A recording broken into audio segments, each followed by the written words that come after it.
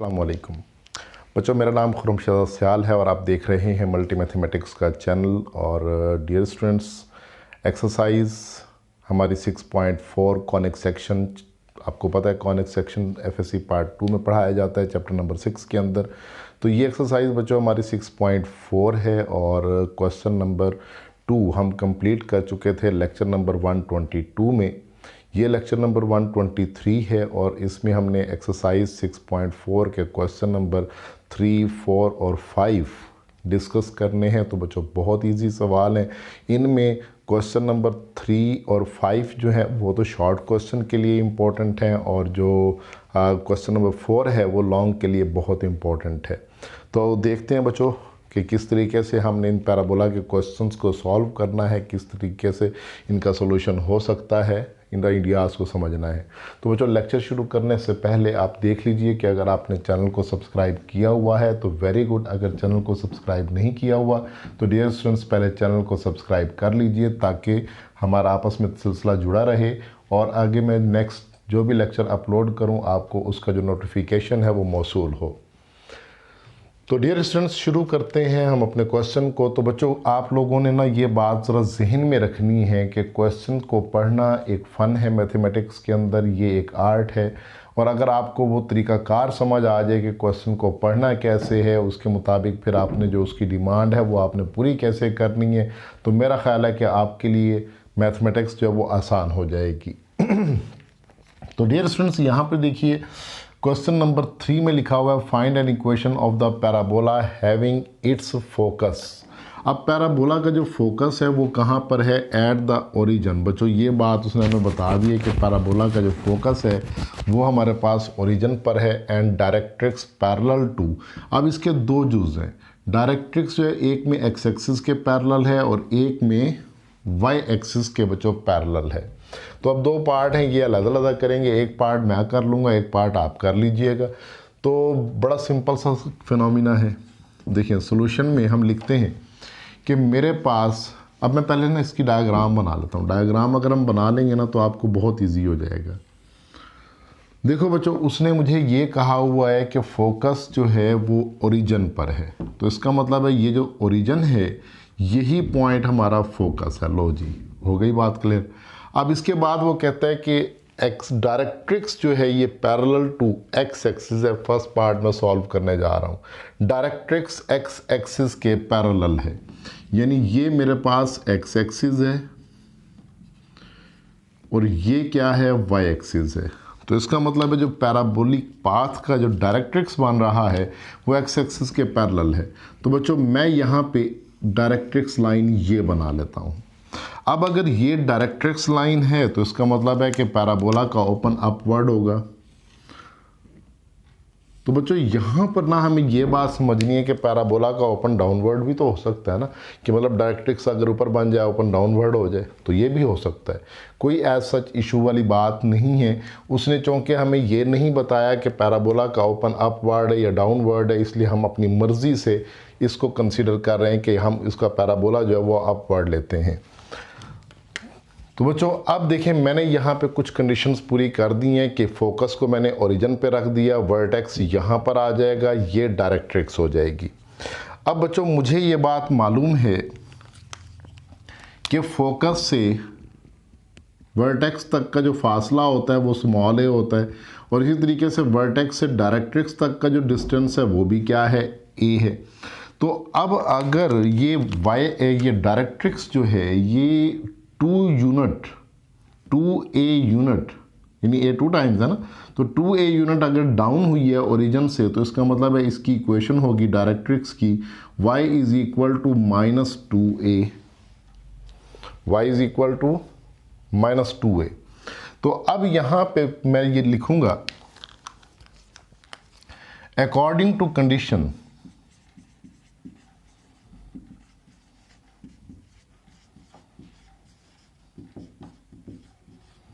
बच्चों according to condition.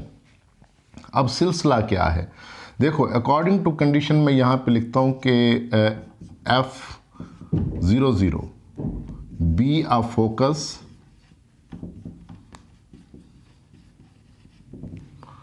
y plus 2a be are directrix. जी बच्चों, अब ये फोकस भी हो गया और डायरेक्ट्रिक्स भी हो गई। तो अब हम यहाँ पे लिखते हैं कि let p of x Y be any point p of x Y be any point on the parabola.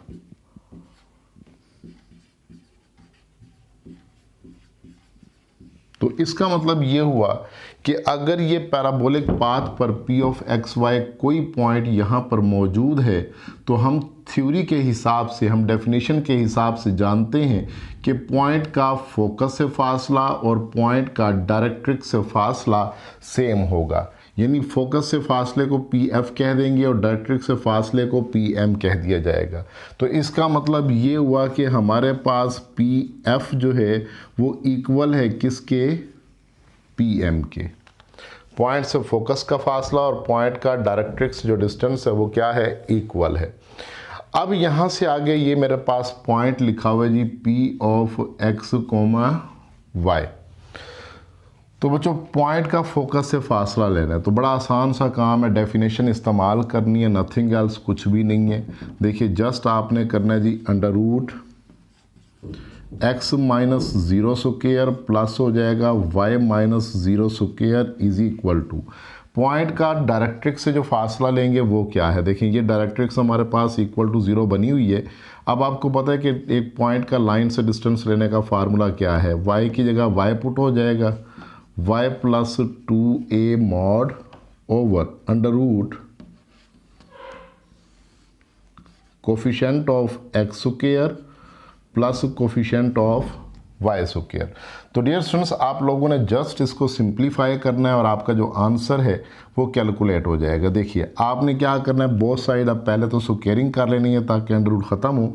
तो जब स्क्वायरिंग करेंगे तो ये X square plus Y square बन के अलहदा रह जाएगा इज इक्वल टू यहाँ पे आ जाएगा y plus 2a whole square over नीचे 1 हो जाएगा। तो 1 आपको पता है डिनोमिनेटर में अगर लिखा हुआ हो तो उसको लिखने की ज़रूरत नहीं होती, जस्ट हमने इसका स्क्वायर ओपन करना है। तो ये हो जाएगा X square plus Y square is equal to this is Y square plus 4a square plus 4ay। तो बच्चों ये वाई स्क्वायर से वाई स्क्वायर कैंसिल होगा, बाकी बच जाएगा X square is equal to, हाँ जी क्या होना है 4a आप बाहर कॉमन निकाल लेंगे और अंदर आपके पास बच जाएगा ultimately y plus a। So this is the required answer. अब इसी तरह से अगर आप इसके साथ प्लस माइनस यूज़ कर लेते हैं तो यहाँ पे फिर दो इक्वेशंस बन जाएंगी। हो सकता है कि पॉजिटिव के साथ फिर ये अपवर्ड डायरेक्शन में चला जाएगा, माइनस के साथ ये डाउनवर्ड डायरेक्शन में आ जाएगा, बस इससे ज़्यादा कोई फ़र्क नहीं पड़ना। अब इसके बाद हम आते हैं दूसरे हिस्से पर। दूसरे हिस्से में लिखा हुआ वाई एक्सिस के हवाले से। तो बच्चों जस्ट आपके पास यहाँ पे डायरेक्ट्रिक्स की जो इक्वेशन है वो चेंज हो जानी है। वहाँ पर आपने लिख देना है डायरेक्ट्रिक्स की इक्वेशन में x plus 2a is equal to 0। तो जैसे ही आप डायरेक्ट्रिक्स की इक्वेशन यही लिखेंगे और यहाँ पे y की जगह x आ जाएगा और बाकी इधर सिंप्लीफिकेशन करने के बाद आपका रिजल्ट जो है वो आपको हासिल हो जाएगा। तो मेरा ख्याल है कि ये डायरेक्ट्रिक्स लेकर आप सेकंड पार्ट बड़ी आसानी से कर सकते हैं। इसमें कोई ऐसा मुज़ायका नहीं है, कोई मुश्किल बात नहीं है। तो इसको बच्चों आप लोगों ने ट्राई करना है और लाजमी इसको सॉल्व करना है। अब देखते हैं नेक्स्ट क्वेश्चन। जी बच्चों ये देखिएगा क्वेश्चन नंबर 4। क्वेश्चन नंबर 4 बहुत इंपॉर्टेंट लॉन्ग क्वेश्चन है जी, बहुत अहम है, इसको मार्क कर लें, वेरी वेरी इंपॉर्टेंट लिख लें इस पर। तो इसमें बच्चों हमारे पास क्या है, देखो फोकस दिया हुआ है और डायरेक्ट्रिक्स की इक्वेशन मुझे गिवन है x cos alpha plus y sin alpha is plus a is equal to 0। अब मैंने ज़रा स्टेटमेंट को ना शॉर्ट करके लिखा है, तो आपकी बुक के अंदर पूरी स्टेटमेंट लिखी हुई है, आप उसको ज़रा पढ़ लेंगे। मैंने जो ज़रूरत के मुताबिक डाटा था वो लिखा है कि मतलब उन्होंने मुझे फोकस दिया हुआ है और डायरेक्ट्रिक्स की इक्वेशन दी हुई है और मुझे ये कहा हुआ है कि शो दैट, आप शो ये कीजिए कि ये पैराबोला जो है ये इन इक्वेशंस और फोकस की मदद से बनता है। यानी ये इक्वेशन मुझे शो करके दिखानी है। तो बच्चों मैं यहाँ पर लिखता हूँ कि गिवन मुझे क्या है, देखो सॉल्यूशन में गिवन फोकस है हमारे पास a cos alpha comma a sine alpha, और डायरेक्ट्रिक्स है जी हमारे पास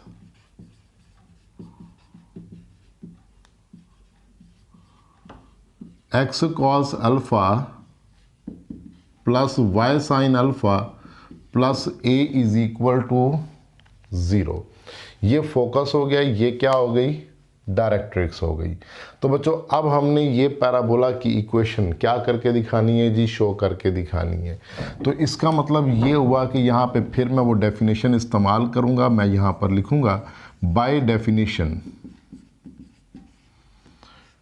P F is equal to P M, और P क्या है, मैं यहाँ पर लिख देता हूँ P of x Y be any point on the parabola.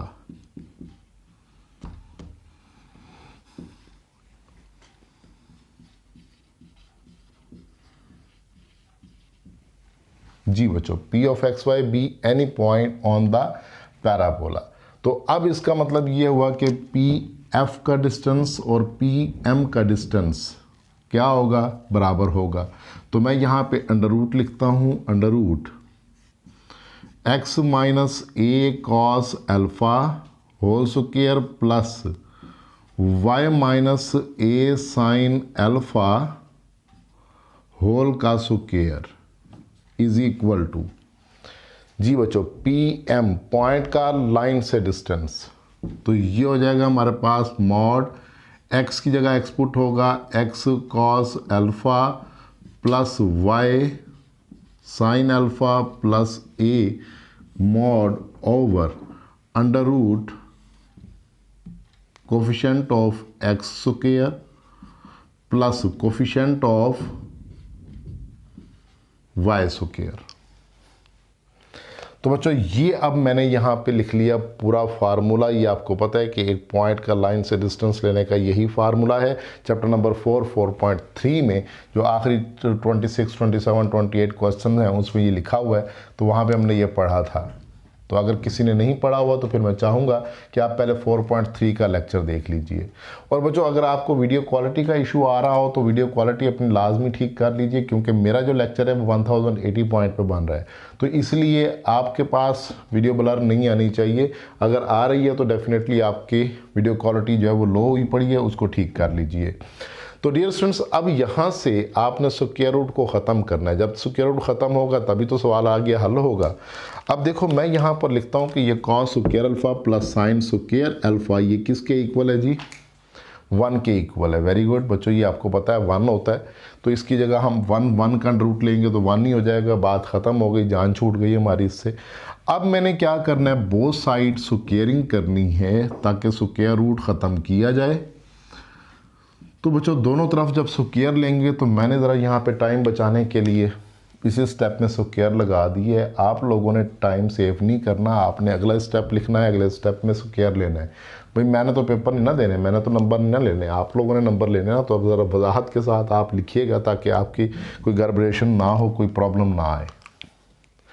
तो बच्चों यहाँ पे आपने क्या करना है, स्क्वायर से अंडर रूट कैंसिल कर दिया। अब यहाँ पे स्क्वायर ओपन करना है। बच्चों सिंप्लीफिकेशन एंड नथिंग एल्स। ऐसे मुश्किल सा सवाल नज़र आता है, लगता है ऐसे कि बहुत अजीब सा डिफ़िकल्ट किस्म का क्वेश्चन है, लेकिन अगर आप सिंप्लीफिकेशन के एक्सपर्ट है ना तो फिर आपके लिए ये पैराबोला मसला नहीं है। देखो जी, अब आपने स्क्वायर ओपन करना है, एक्स स्क्वायर प्लस ये हो जाएगा ए स्क्वायर कॉस स्क्वायर अल्फ़ा, फिर -2a भी जब करेंगे तो क्या हो जाएगा, -2a cos alpha into x. ये स्क्वायर ओपन होने जा रहा है जी, प्लस ये हो जाएगा y square plus a square sine square alpha -2a sine alpha Y.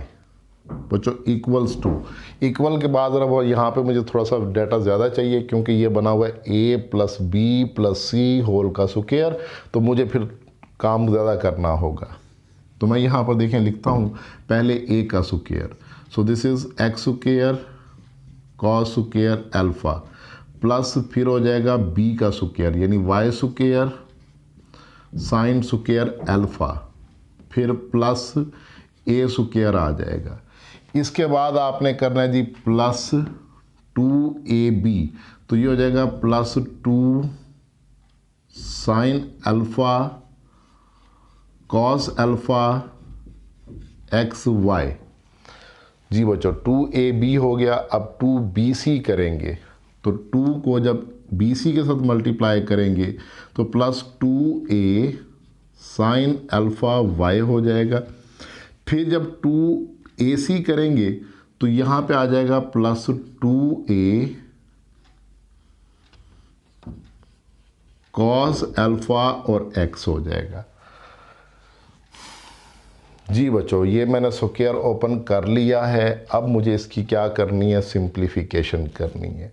अब सिंप्लीफिकेशन के हवाले से देखें, मैं यहाँ पे ना एक काम करता हूँ, मैं ये वाला जो x square cos square alpha है ये लेफ़्ट पर लाता हूँ। मैं लिखता हूँ जी x square minus x square into cos square alpha. फिर यहाँ से आगे मैं लिखता हूँ जी प्लस वाई स्क्वायर, ये लेफ़्ट पे ले आएंगे ये वाली term y square sine square alpha, तो ये हो जाएगा minus y square sine square alpha. इसके बाद बच्चों आप लोगों ने यहाँ पे जो ये वाली टर्म है इसको भी लेफ़्ट पे ले आना है, यानी ये वाली जो टर्म है इसको ज़रा लेफ़्ट पे लाइए, यानी ये बन जाएगा minus 2 sine alpha cos alpha x into y. अब यहाँ से आगे बाकी चीज़ों को मैं लेफ़्ट राइट नहीं करता, बाकी चीज़ों के साथ ना मैं पता क्या करता हूँ, देखो बाकी चीज़ें मैं एज इट इज़ लिखता चला जाता हूँ, यानी करनी पड़ेंगी मुझे बाकी चीज़ें भी थोड़ी सी लेफ़्ट राइट जो है मैं देख रहा हूँ कि मुझे करनी पड़ेंगी।